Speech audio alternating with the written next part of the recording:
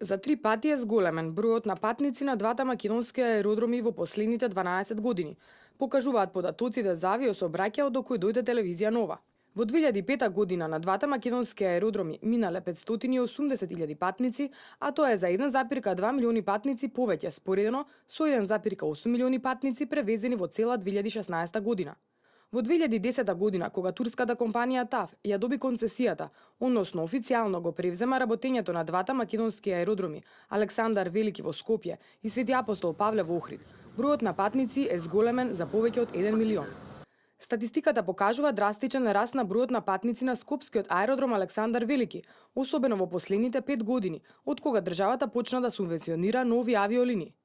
Во тој период, бројот на патници според статистиката е повеќе од двојно зголемен, односно од 763.920 превезени патници во 2011 година на 1,65 милиони превезени патници во 2016 година. Голем раст има и кај Охридскиот аеродром Свети Апостол Павле, каде што бројот на патници за 12 години е поголем за речиси 3 пати, од 53.930 превезени патници во 2005 година на 142.550 патници до крајот на минатата година. Според последните податоци од ТАВ, само минатата година, бројот на патници на двата аеродроми е поголем за 15%, споредено со 2015 година. Најфреквентен ден на Скопскиот аеродром во 2016 година бил 12 август, кога преку Скопскиот аеродром патувале 5641 патник.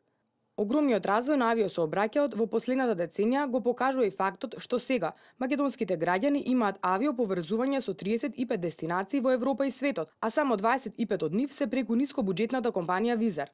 Ваквиот рекорден раст на бројот на патници и авиолинии во најголем дел се должи на субвенциите кои ги дава владата за нискобуџетни авиопревозници кои ќе воведат нови дестинации од Македонија.